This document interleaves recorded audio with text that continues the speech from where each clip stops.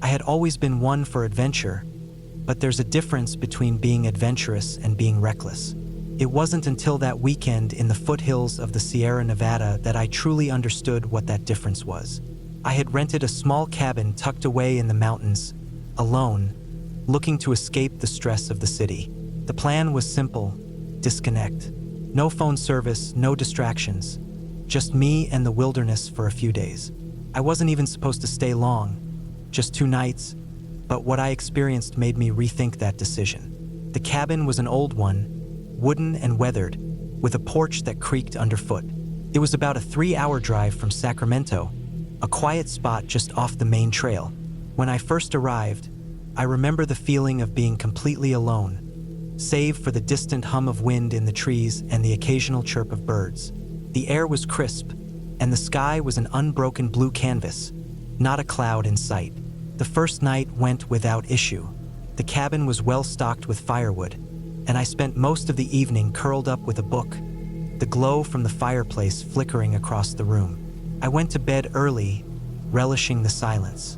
There was no traffic, no sirens, no hum of city lights, just the quiet of the wilderness. The second day, though, I started noticing things. Small things at first. It was just afternoon when I took a walk through the nearby woods. The trees were thick with needles, the forest floor soft beneath my boots. I spent a few hours wandering the area, not really expecting to find anything noteworthy, just enjoying the solitude. But as I walked deeper, I noticed a faint trail that seemed to cut through the brush. It wasn't marked, but it looked like someone had been there recently. I followed it for a while, curious. The more I walked, the more I felt like the world had gotten quieter, like the sounds of nature were fading. It was subtle, but something about the air felt heavier. The trees, normally full of life, now seemed eerily still. I chalked it up to my imagination and pressed on. Eventually, the trail opened up into a small clearing, and there, in the middle of it, was a strange sight: a dilapidated truck. It looked like it hadn't moved in years. The tires were half buried in the earth, the rust covering much of its exterior. But what stood out to me was the tarp covering the bed. It was torn, barely hanging on by a few strands of rope. Something about it didn't sit right with me. I'd been walking for a while, and the truck didn't seem to belong here. The air felt even heavier now, thick with the scent of something old and decaying. I quickly turned around, not wanting to stay longer than necessary. Back at the cabin, I tried to shake off the unsettling feeling. Maybe it was just an old, abandoned vehicle, left behind by some hunter or hiker. I went inside, locked the door, and decided to read for a bit. But as night fell, I couldn't shake the sensation that I wasn't as alone as I thought I was. It started with the sounds. At first, they were subtle. The sound of a branch cracking in the distance, faint footsteps on the porch. It didn't make sense. No one knew I was out here. I had made sure of that. I wasn't expecting anyone. The wind, I thought. The wind can play tricks. But then it was more than just noises. A sense of being watched crept up on me. I tried to convince myself I was being paranoid, but every time I looked out the window, I saw nothing but darkness. The woods beyond the cabin had grown impossibly quiet, the night holding its breath. I made myself a late dinner, trying to ignore the growing unease, but the stillness felt oppressive. Around 10 p.m., I decided to head to bed. I could hear the wind picking up outside, rustling through the trees. As I crawled under the covers, I heard it again, the unmistakable sound of something scratching against the outside of the cabin. It wasn't the wind. It was too deliberate, too rhythmic. I tried to convince myself it was just an animal, maybe a raccoon or a squirrel, but there was something about the noise that felt wrong, like whatever was out there knew I was inside. I didn't sleep well that night, not at all. Every creak of the cabin, every gust of wind, had me bolting upright, heart pounding in my chest. I kept telling myself it was just my nerves, but deep down, I knew something wasn't right. The next morning, I decided to leave. I didn't care that I'd paid for another night. I needed to get out of there. But when I tried to start my truck, it wouldn't turn over. The battery was dead, and when I stepped out of the cabin to inspect it, I noticed something strange. The tire tracks, fresh ones, They led from the edge of the clearing right up to the cabin. They were long, deep impressions in the dirt, as though something heavy had been dragged across the ground. I couldn't explain it. I hadn't heard anyone approach. No footsteps, no engine. Panicked, I checked the cabin, every window and door. Nothing was out of place, but the feeling of being watched was overwhelming now. I could barely breathe, the air so thick with tension I thought I might suffocate. The woods felt like they were closing in on me. I called a tow truck, but the signal was spotty at best. I had to wait for hours before I finally got through. The truck was on its way, but I couldn't stay there any longer. My heart raced as I paced around the cabin, keeping watch on the road, the trees, the sky, and then I saw it, a figure, just standing at the edge of the trees. It was impossible to make out any details, but I could feel its presence. It wasn't moving, just staring in my direction. My mind was spinning, my chest tightening as the figure remained frozen in place. I didn't want to go outside. I didn't want to approach it, but I had to. I needed to know if it was real, or if it was just my fear getting the best of me. I grabbed a flashlight and made my way to the door, but before I could even open it, the figure disappeared, swallowed by the woods. I hesitated for a moment, considering whether I should follow, but common sense screamed at me to stay put. I retreated back into the cabin, locking the door, and waited. A few hours later, the tow truck finally arrived. The driver didn't seem bothered by the isolation, but his eyes were wide when he looked around. "You sure about this place?" he asked. "It's not the safest area around here." I didn't answer. I just wanted to leave. The drive down the mountain felt like the longest of my life. The weight that had been on my chest began to lift the farther I got from the cabin. When I finally reached the main road, the normal world felt like a distant dream. I didn't even look back. I haven't been back to that cabin since. I couldn't tell you if it was something in the woods or just my imagination playing tricks, but the feeling of being watched is something I'll never forget. It wasn't a ghost or a creature from some old legend. It was just something wrong, something that wasn't supposed to be there, and I'm glad I never found out what it was.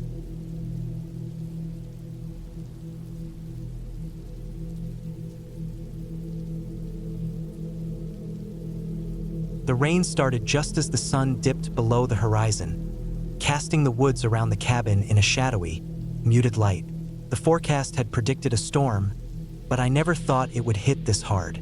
The cabin was quiet, and the only sounds were the drumming of the rain on the roof and the occasional gust of wind rattling the window panes.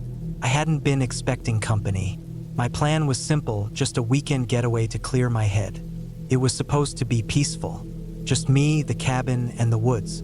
I wasn't used to being alone, but after everything that had happened, after the city, after the job that had burned me out, I figured it would be good for me. It wasn't that I hated the people back home, but the constant noise, the rush, the expectations, they all piled up. The cabin was small, tucked away in a remote part of the Ozarks, far from the nearest town. It was just an old place, rustic, with creaky wooden floors, a fireplace, and a view of the dense trees that stretched endlessly beyond the clearing. No phone signal, no internet, just the kind of isolation that made you feel like the world was miles away. That's what I needed. The first night wasn't bad. It was a little eerie when the wind howled through the trees, but I made a fire, cooked some dinner, and sat by the hearth with a book. I didn't think much of the noises the trees made, or the odd creaking sounds that echoed from somewhere deep in the cabin's wooden bones. I'd read that cabins settled and shifted with the weather, and the storms made everything creak. It was probably just that. But by the second night, something was different. It was one of those nights where the rain came down so heavy it felt like the world was getting drowned. The kind of rain that's constant, never stopping, pounding against the roof like 1,000 hands tapping. The wind whistled through the cracks in the walls, and I could feel the chill creeping into the corners of the room. I was sitting at the small wooden table by the window, looking out into the blackness. The cabin's lights were warm against the outside cold, but the storm was relentless. The forest, which had seemed so beautiful when I arrived, now felt like something darker, more oppressive. I had always heard stories about places like this, people who got lost in woods just like these, people who vanished without a trace. I tried not to let the thought take hold. I had come here to escape, not to invite my own paranoia. The clock on the wall ticked, and I glanced down at my watch. It was getting late, well past midnight. I hadn't realized the time until now. Maybe it was the isolation, or maybe it was just the endless pounding of the rain, but there was a nagging feeling in the pit of my stomach. I stood up and walked over to the window, wiping the condensation off the glass. Outside, everything was washed in a blurry gray mist. The wind was pushing the branches of the trees, and something about the movement seemed wrong. That's when I noticed it. Just beyond the tree line, barely visible through the rain, there was a figure, a man. I couldn't make out his features at first, but the way he stood, perfectly still like he was watching the cabin, sent a wave of cold down my spine. He wasn't moving, but I could feel his presence out there. I blinked, and he was gone. I stood there for a moment, waiting. Maybe it was just my mind playing tricks. I had been isolated for a few days now, and sometimes your mind starts to play games on you when you're alone. I convinced myself it was nothing, turned away from the window, and went to the kitchen to grab a drink. But the sense of unease remained, gnawing at me. I sat back down in the living room, near the fire. The flames crackled and popped, but it didn't provide the comfort it normally did. I couldn't shake the feeling that I wasn't alone. It wasn't just the man in the woods. Something about the cabin itself felt off, like it was holding its breath. Minutes passed, maybe hours. Couldn't tell. I couldn't focus on anything. The storm outside was only getting worse, and the noises of the trees banging against the sides of the cabin were starting to sound more like whispers. Suddenly, there was a loud crash from outside, something heavy hitting the ground. I jumped up, heart racing. I grabbed a flashlight, my breath shallow, and opened the door, stepping out onto the porch. The rain hit my face, cold and stinging. I scanned the yard with the beam of the flashlight, trying to make sense of the night. The trees were swaying violently, but there was no sign of the man I had seen earlier. Maybe I had imagined it. Maybe it was just my nerves. But the more I thought about it, the more unsettling the whole situation became. Why was he standing out there, in the middle of a storm, staring at the cabin? I walked around the cabin, shining the flashlight toward the back. Nothing seemed out of place. The porch steps creaked beneath my feet, and I jumped, startled by the sound. I tried to shake it off and went back inside. The door slammed shut behind me, the wind pushing it closed with a violent gust. I locked the door and went back to the fireplace, trying to calm myself. The fire's warmth didn't seem to help. My hands shook as I poured myself a drink from the bottle I had set out earlier. Then, just as I was starting to settle down, I heard it, a tapping. It was faint, like someone was knocking at the door, but not quite. It sounded more like something dragging against the wood. I froze, my heart skipping a beat. I listened again. The sound was faint, rhythmic. A dragging sound came from the side of the cabin, the back door. I grabbed the flashlight again and moved cautiously toward the back. My mind raced with possibilities. Could it have been an animal? A raccoon, maybe? But the sound was too deliberate, too intentional. When I reached the door, I hesitated. Should I open it? What if it was a person? What if someone was trying to get inside? I turned the handle slowly, every part of me screaming not to do it, but I pushed the door open. The rain pelted my face, and the wind whipped through my hair. There, just a few feet away, was the man. He was standing there, hunched over, his back to me. The flashlight revealed his weather-beaten clothes, the dark stains on his shirt. His head was tilted downward, and I could hear him breathing deeply. I could feel my pulse in my throat. This wasn't a neighbor or someone from town. This wasn't someone I knew. I took a step forward, but he didn't react. He just stood there, motionless. "Hey!" I called out, my voice barely above a whisper. There was no response. I stepped closer, my breath quickening. Suddenly he turned, and I froze. His face was pale, the skin stretched tight over his features. His eyes were wide, almost bulging, and he was staring directly at me. I wanted to run.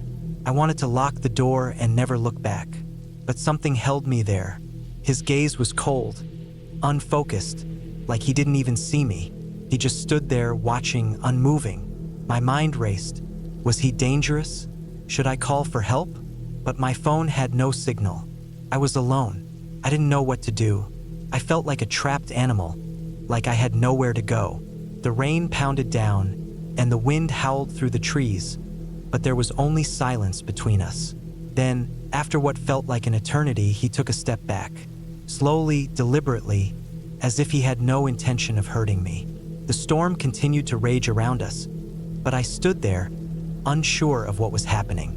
My legs felt like they might give way at any moment. Finally, he turned and started walking away. The sound of his footsteps, squelching in the mud, faded into the distance. I didn't move. I didn't speak. I just stood there watching him disappear into the trees. The rain kept falling, but everything felt eerily still after he left. The cabin, the woods, the storm. Everything seemed to return to its natural rhythm. It wasn't until much later, after I had locked the doors and crawled into bed, that I realized how much I had been holding my breath. I had expected the worst, but nothing had happened. I was still shaken, but as the night wore on, the world outside seemed to return to normal. The storm passed, and I eventually fell into an uneasy sleep. When I woke up the next morning, the rain had stopped, the air crisp and cool. The trees were wet, their leaves hanging heavy, but the world outside seemed peaceful again. I never saw the man again. I don't know who he was or why he came, but I've learned something since that night.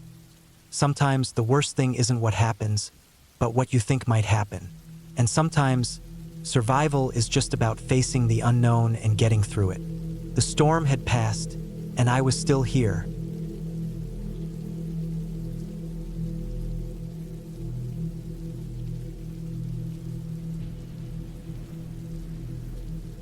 The sun was barely setting when I arrived at the cabin. The air was crisp, with a chill in the evening breeze, and the forest around me seemed strangely still.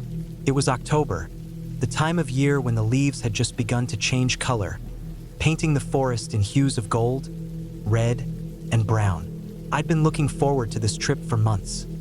A week away from the city, away from the constant noise and pressure of work. Just me, my dog, and the quiet of nature. The cabin was tucked away in the far corner of a small, remote town in northern Michigan. It was an old structure, one that had been passed down through generations. A few people in town still remembered when it was first built, but most of them didn't care much for it anymore. It was just another cabin, isolated in the woods, surrounded by trees and dirt roads. The perfect place for a quiet getaway. I unpacked the car and let my dog, Sam, out. He was a large, shaggy golden retriever, and he bounded into the woods with excitement, sniffing the air and wagging his tail. He was a good companion, loyal, patient, and always by my side. As I settled in, I took a look around the cabin. It was small but comfortable. The furniture was worn, the wood floors creaked underfoot, and the air smelled faintly of pine and old leather. It was the kind of place where you could forget about everything, just breathe in the quiet and the solitude. I started a fire in the stone fireplace and made some dinner.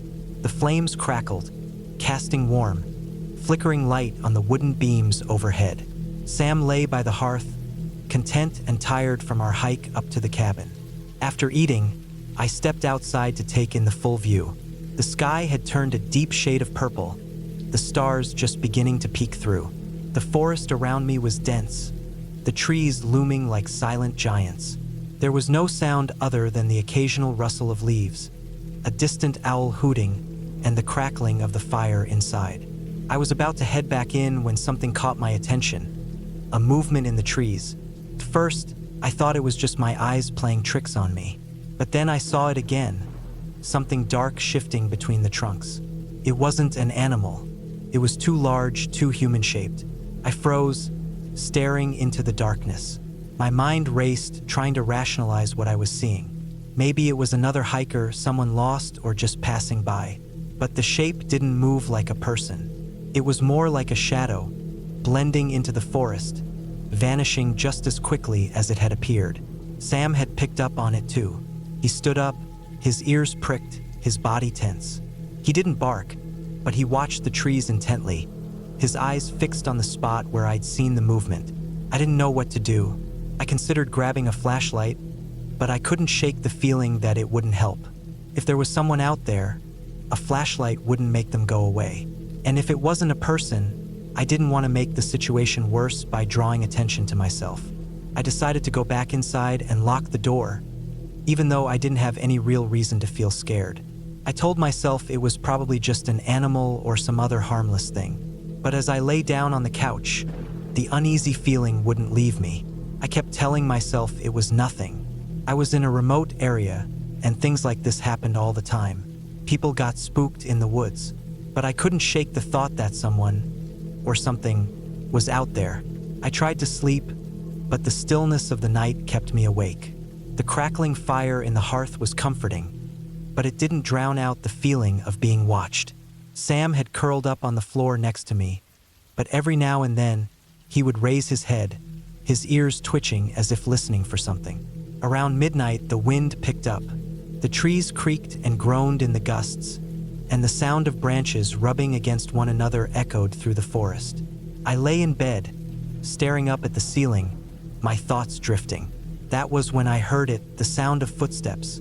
They were faint at first, barely audible above the wind. But then they grew louder, coming from the direction of the trees. It wasn't just the wind. Someone was walking outside. My heart rate picked up and I held my breath, listening. Sam was still, his body tense. The footsteps continued, slow and deliberate, as if whoever was out there knew I was inside and was purposefully moving in a way that made sure I could hear them. The footsteps stopped just outside the cabin. There was no knocking, no calling out. Just the sound of someone standing there, waiting. I didn't know what to do. I was paralyzed with fear, my mind racing through every possible scenario. What if it was someone who needed help? What if it was a local who had lost their way? Or worse, what if it was someone who had no good intentions? I waited for what felt like an eternity, but the footsteps didn't start again. It was as if the person was just standing there, listening, waiting for me to make a move. The silence outside felt suffocating. I grabbed a kitchen knife from the counter, holding it tightly in my hand. I wasn't sure what good it would do, but it was the only thing I could think to do. Slowly, I crept toward the window, trying to peer through the blinds without making a sound. My pulse thudded in my ears. Outside, there was nothing. No sign of anyone. No movement. Just the trees swaying in the wind, the night air growing colder. Couldn't see a thing. I wanted to open the door and step outside, to confront whatever or whoever was out there, but I didn't. Something in my gut told me that would be a mistake.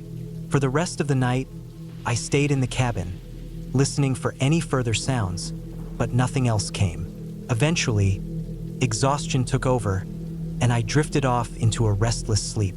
When I woke up the next morning, the sun had already risen, casting warm light over the forest. The strange events of the night before felt like a distant memory, a dream. The cabin was peaceful again, the woods calm. Sam had his nose pressed to the window, his eyes scanning the outside, but there was no sign of anything unusual. I spent the next few days trying to forget about the feeling of being watched. I hiked through the woods, fished in the nearby lake, and just enjoyed the solitude. But every now and then, I would catch myself looking over my shoulder, wondering if I was really alone in the woods. Then, on the fourth day, I decided to leave early. It wasn't because I was scared, or at least, that's what I told myself. I just felt like it was time to go. I packed my things, loaded up the car, and took one last look at the cabin. As I started the car and drove down the dirt road, I glanced into the rearview mirror. For a split second, I thought I saw something in the trees, just a flicker of movement, like a shadow darting between the trunks. But when I looked again, it was gone. I drove on, leaving the cabin behind me, and for the first time since I'd arrived, I felt a sense of relief. The feeling of being watched, the footsteps outside my cabin, it all faded as I drove further away. It was over, and whatever had happened, whatever it was that made me feel so uneasy, would stay in the past.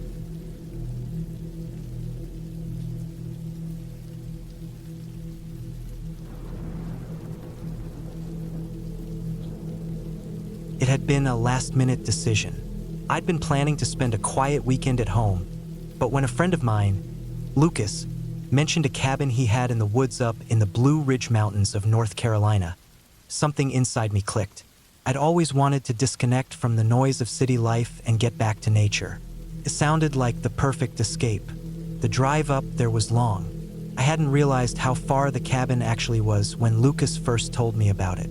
The roads were winding, narrow, and full of sharp turns. My car's headlights cut through the dense trees, illuminating patches of the forest floor that seemed almost untouched by time. It was already late in the afternoon when I arrived at the cabin, and the sun was beginning to dip behind the mountain ridge. The place was small, nothing fancy. A single-story structure with a wooden deck that creaked underfoot. The logs making up the walls were weathered but still strong. The roof had a few missing shingles, but it still seemed solid enough. I unloaded my things from the car, noting the silence around me. The kind of silence that feels unnatural, like it's too quiet, almost as if the forest itself is holding its breath. I stepped inside and was immediately hit by the smell of old wood and dust. The cabin was sparsely furnished. A couple of mismatched chairs around a small wooden table, a stone fireplace that looked as if it hadn't been used in years, and a simple bed with a thick quilt thrown across it. There was no electricity, just a couple of oil lamps and the natural light coming from the large windows facing the woods. I liked it. The solitude felt peaceful. As I settled in, I made a quick meal and opened a bottle of wine. I wasn't expecting company, but I felt strangely nervous, like something was watching me from just beyond the cabin's walls. I laughed it off, thinking it was just my imagination. After all, I was in the middle of nowhere, nothing to be scared of. That night, the sounds of the forest were all around me. The wind rustled through the trees, the distant call of an owl echoed in the distance, and every now and then, the sound of something skittering across the leaves. I had planned to just relax, maybe read a book or listen to some music on my phone, but I ended up doing none of that. I found myself staring out the window, watching the moonlight filter through the trees, my thoughts drifting to things I hadn't thought about in years. Sleep didn't come easily. It was as if the silence around me was pressing in, filling up every corner of the cabin. Every small noise, creaks in the floorboards, the faintest scratch on the windows, seemed amplified in the stillness. Eventually, exhaustion took over, and I managed to drift off to sleep. I woke up early, the sunlight filtering through the gaps in the curtains. The night had been restless, but I was eager to explore the area. I hadn't realized just how remote this cabin was until I stepped outside. There was no sign of any other buildings for miles in any direction. The only sounds now were the chirping of birds and the occasional rustle of leaves. The fresh, crisp air was a relief compared to the stale air of the cabin. I decided to take a walk through the woods, following a narrow trail that seemed to stretch endlessly into the trees. It was beautiful, but there was something eerie about it. The forest felt dense, almost too dense. The trees were close together, their branches intertwining to block out the sky in some places. The path twisted and turned, making it hard to keep track of where I was going. I figured I could always retrace my steps, but the deeper I walked, the more isolated I felt. It wasn't long before I found something strange. A small, dilapidated shack hidden between the trees. It was barely noticeable, almost as if the forest had swallowed it up. The wood was rotting, and the door was half off its hinges. I stood there for a moment, looking at it. The shack seemed out of place. I wasn't sure why, but something about it unsettled me. I tried the door, but it wouldn't open. It was locked, though it didn't look like anyone had been there in years. I took a few more steps back and noticed something on the ground near the entrance. A piece of old cloth. I knelt down to examine it, only to realize it wasn't cloth at all, but something that looked like animal fur. Thick, matted, and dirty. I quickly stood up, brushing the dirt from my knees. There was no reason for me to stick around. I made my way back to the cabin, my heart pounding a little faster than it should have been. That night, as I sat by the fire, I found myself thinking about the shack. Who would leave something like that out here? And what was the meaning of the fur? I tried to shake off the feeling of unease, but it lingered. I convinced myself it was nothing, just some weird thing I'd stumbled across. The forest wasn't as tame as I had imagined. The third day came, and I was starting to feel more comfortable with the solitude, though I still couldn't shake the strange feeling I had since discovering the shack. I spent most of the day outside, wandering the woods and reading by the lake nearby. As the sun began to set, I decided to stay in for the evening and enjoy the warmth of the cabin. That's when it happened. I heard the first knock at the door. It was faint, almost inaudible, like someone tapping their knuckles against the wood. I froze, unsure if I had imagined it. I stood up, slowly, and walked to the door. My heart began to race. Who could it be? I had seen no one on the trail, and the cabin was supposed to be completely isolated. The knocks came again, this time louder. I opened the door cautiously. There was no one there. I stepped outside, scanning the area around the cabin, my eyes darting between the trees. Nothing. It was as if whoever had knocked had vanished into thin air. I called out, expecting someone to answer, but there was only silence. The wind had died down, leaving behind an unsettling stillness. My skin prickled, and a chill ran down my spine. I knew this wasn't normal. It didn't make sense. I spent the rest of the evening with the door locked, my nerves on edge. Every small noise outside made me jump. The knocking had stopped, but I kept expecting it to start again, growing louder, closer. I tried to keep my mind occupied, but it wasn't easy. The cabin felt smaller now, as if the walls were closing in on me. I tried to remind myself that there was nothing to be afraid of, but my mind wouldn't let go of the thought. There was someone out there. The fourth night was the worst. I had planned to leave in the morning, but by then, I had lost all sense of calm. I couldn't shake the feeling that something was wrong. I lay in bed, staring at the ceiling, listening to every creak and groan of the cabin. My thoughts kept returning to the knocks, to the shack, to the strange feeling I had in the woods. My phone had no signal, and I felt completely cut off from the outside world. That was when I heard it again, the knocking. But this time, it wasn't coming from the door. It was coming from inside the cabin. I bolted upright, my heart pounding. I listened again. The sound came from the other side of the room, where the old fireplace stood. The knocking was faint but distinct. I was paralyzed with fear. My instincts screamed at me to run, to get out of there, but I couldn't move. The knocking grew louder, and I could feel the hair on the back of my neck stand up. I reached for the oil lamp on the nightstand and flicked it on, the soft glow casting long shadows on the walls. The cabin felt colder now, and the silence that had once been calming was suffocating. I slowly stood up and moved toward the sound, my legs weak beneath me. When I reached the fireplace, I nearly screamed. The wall was cracked, revealing a small, hidden compartment. Inside was something that made my blood run cold. A bundle of fur, wrapped tightly in twine. It wasn't the same as the piece I had found outside, but it was unmistakably animal fur, just as matted and dirty. And there, beneath the fur, was something even worse. A knife, its blade glinting in the dim light. I grabbed my things without thinking, rushed out the door, and didn't stop running until I reached the car. I never looked back. The drive down the mountain felt like it took hours. My hands gripped the wheel so tightly my knuckles turned white. When I finally made it to the nearest town, I didn't stop for anything. I checked into a motel and spent the rest of the night wide awake, staring out the window, half expecting someone to knock on my door. I never went back to the cabin. I never spoke to Lucas about it either. I didn't need to. What happened there would always be with me. And the next time I thought about spending time in the woods, I would remember the sound of the knocking. And I would never ignore that feeling again.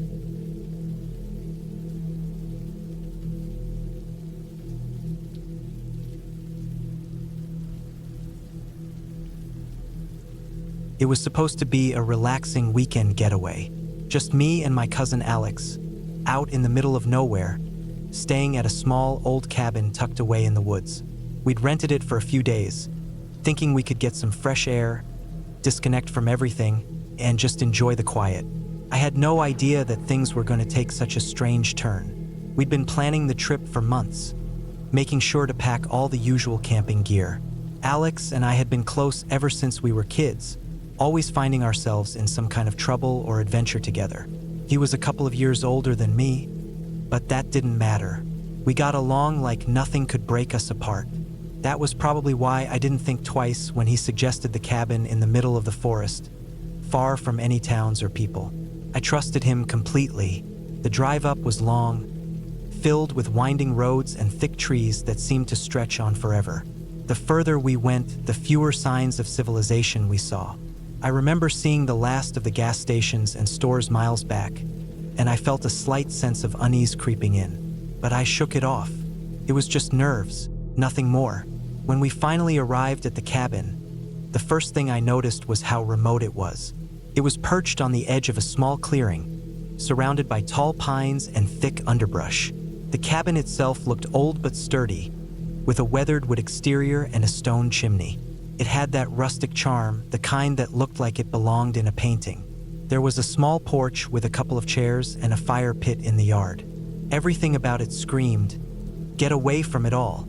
We unloaded our gear and set up quickly.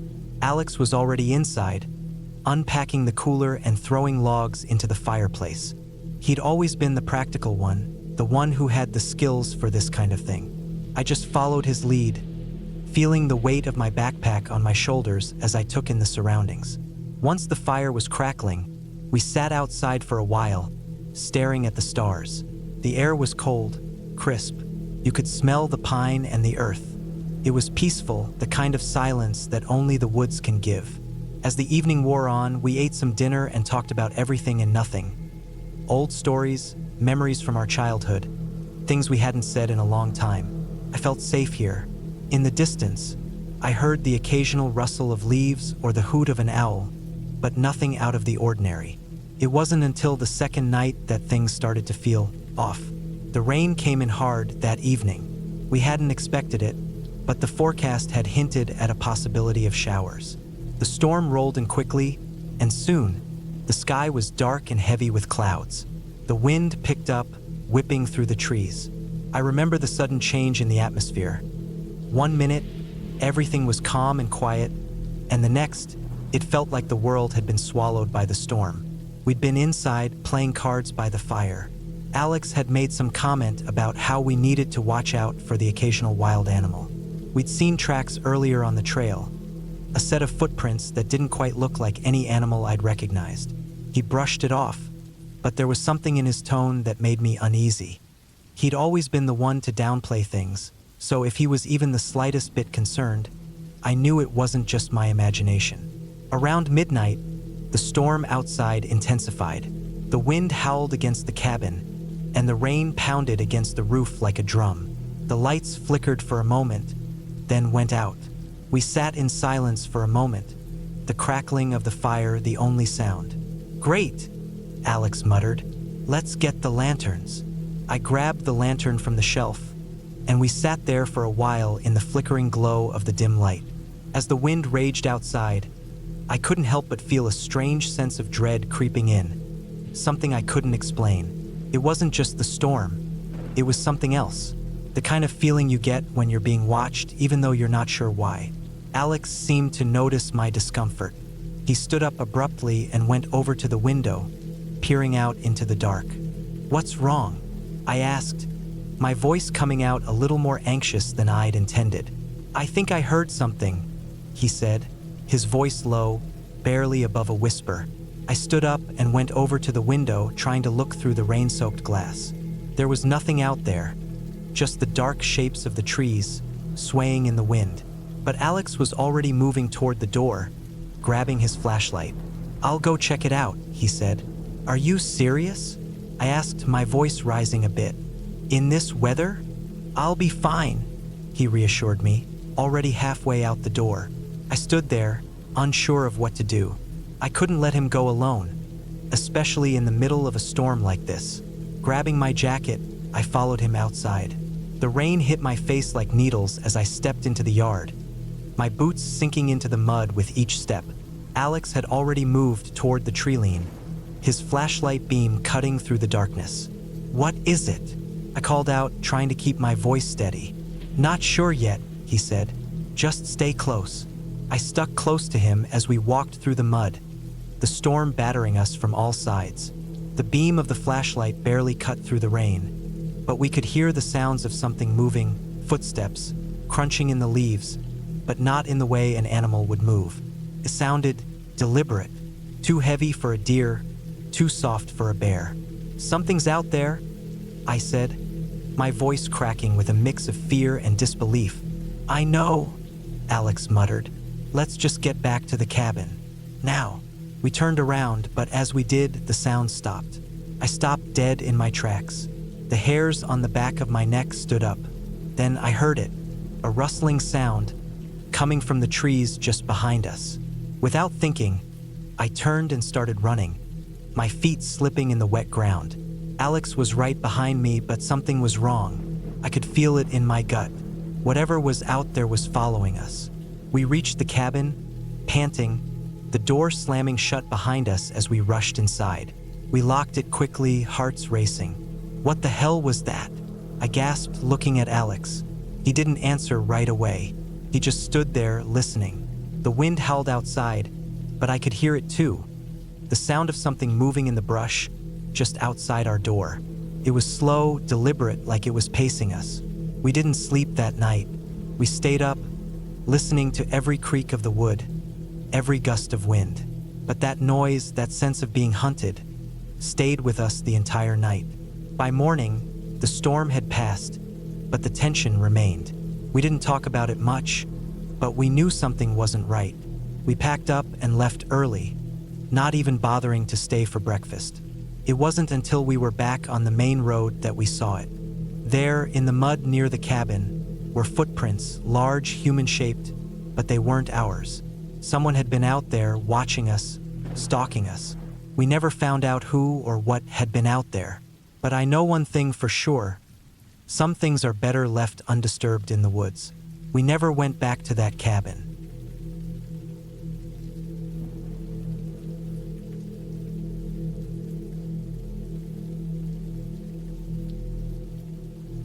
I had always wanted a quiet getaway from the noise of city life. At 32 years old, after years of working back-to-back shifts in a bustling law office, I craved solitude, peace, and something a bit closer to nature. So, when I found a listing for an old cabin in the woods of the Adirondack Mountains, it felt like the perfect chance to unwind. The cabin was remote, about 2 hours north of the nearest town, and was surrounded by thick forests and hiking trails. The kind of place where you could hear the wind rustling through the trees and maybe even catch a glimpse of a deer or two. The listing claimed it had all the comforts of home, minus the distractions. No Wi-Fi, no phone service, no one around for miles.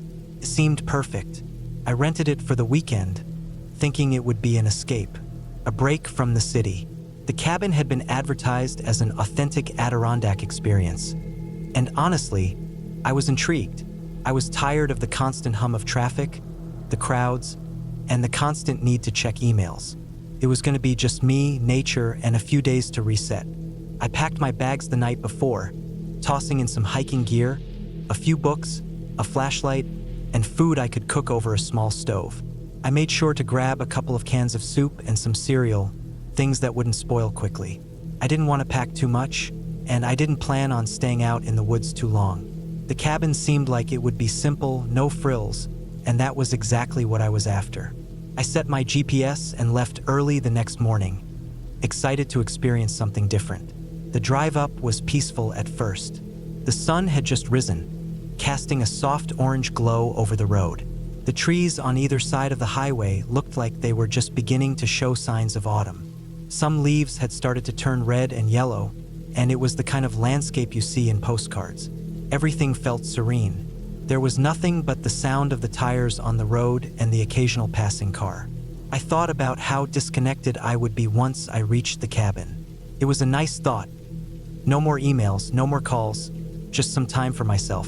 But then, as I got closer to the cabin, the road grew smaller. I turned off the paved highway and onto a dirt road that led deeper into the woods. The GPS told me I was still 15 minutes away from the destination, but the winding path through the trees started to feel like it was leading me somewhere. off the beaten path. The road was uneven, full of deep ruts and rocks that made my car bounce around. The trees grew closer, their branches stretching over the road, blocking out the sun in places. The quiet of the woods started to feel more like isolation, the kind of silence that felt unnatural. I kept driving, telling myself it was just my imagination.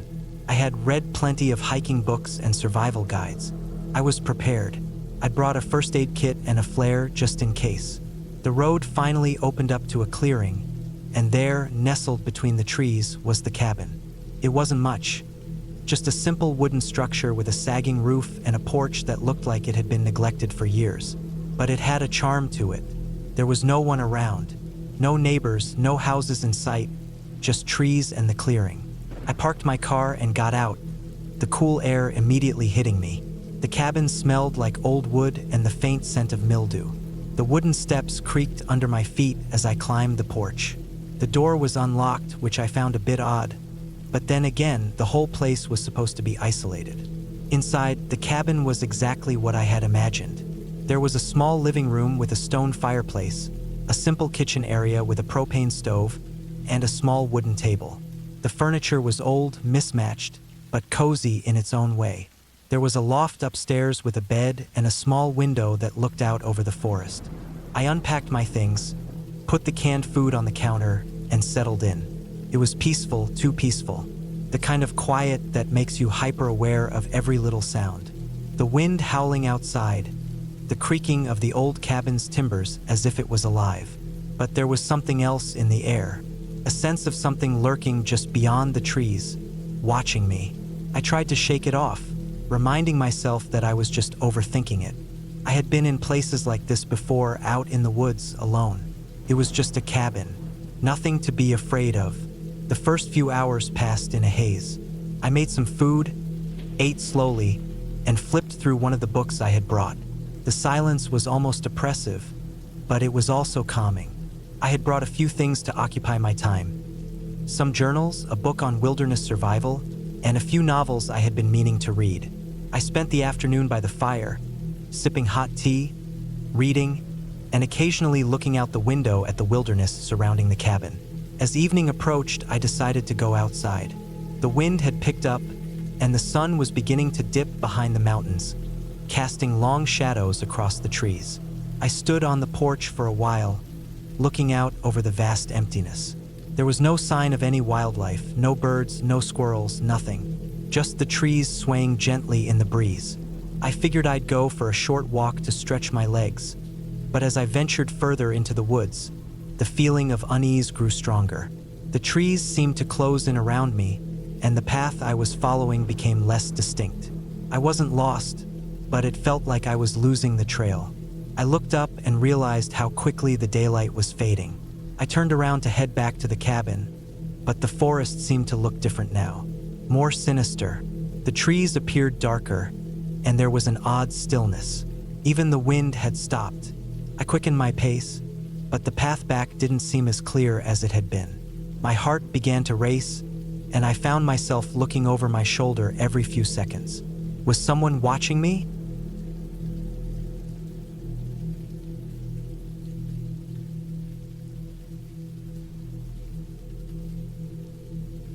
I was never one to go for the quiet life, or at least not for long.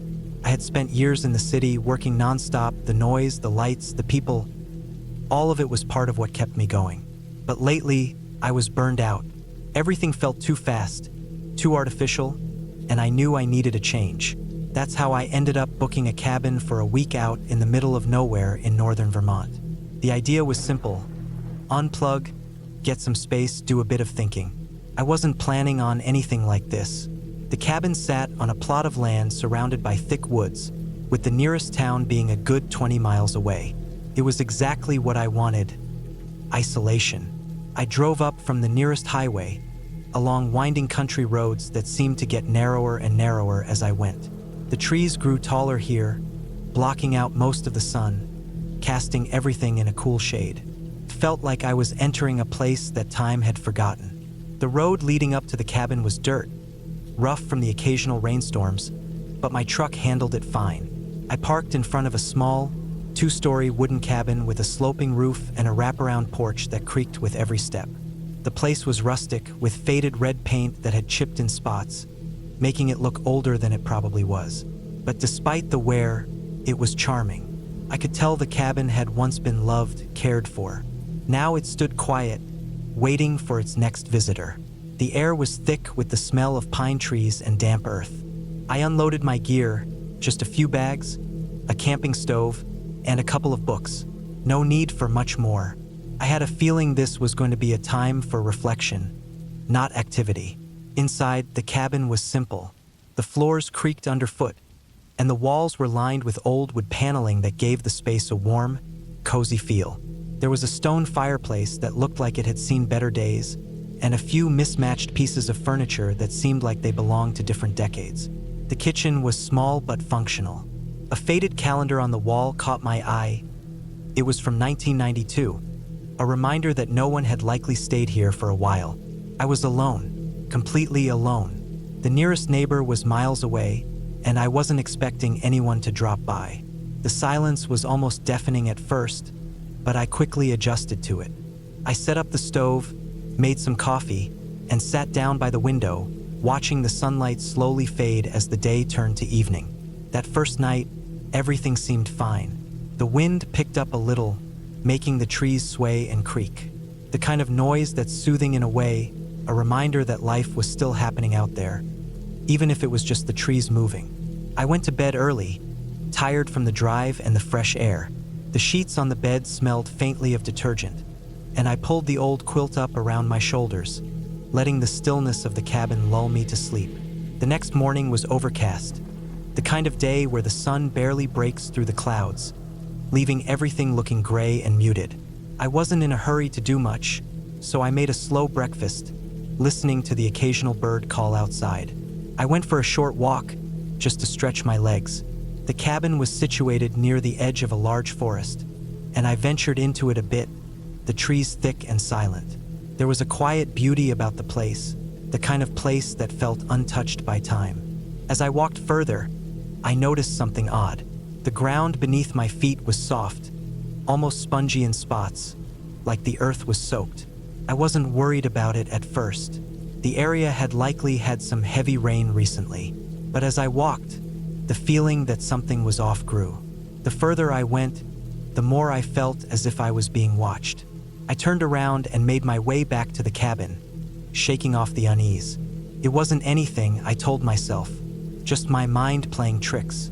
I wasn't used to the silence, the isolation. I needed to adjust. That afternoon, the weather took a turn. The sky darkened quickly, the air growing heavy with the promise of rain. I decided to stay inside, making some soup and reading a book by the fire. The wind picked up, and by dusk, the rain had started, soft at first, then building into a steady downpour. I settled in, cozy and safe inside, as the storm raged outside.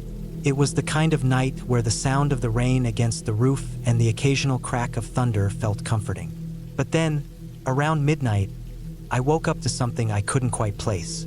A sound, a noise that seemed out of place, like a low thud or the scraping of something against wood. It took me a moment to realize what it was.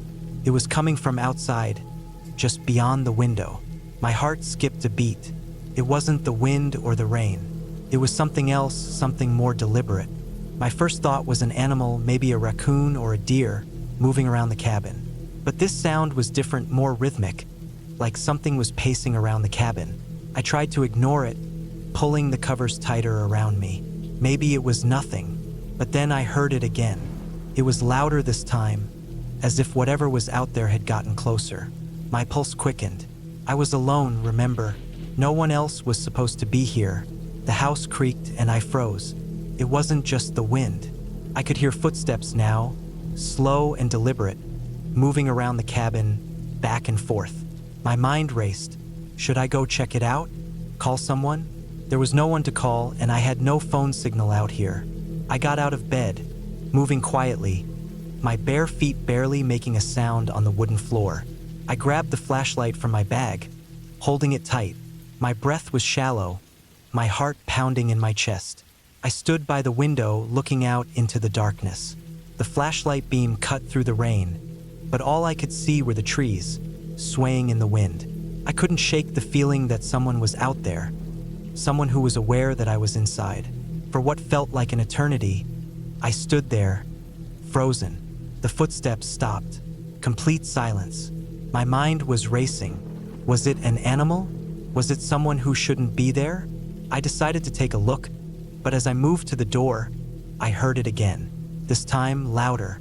A soft scrape, followed by a knock on the door. My breath caught in my throat. It wasn't an animal. It wasn't the wind. This was something else. I don't know how long I stood there, just staring at the door.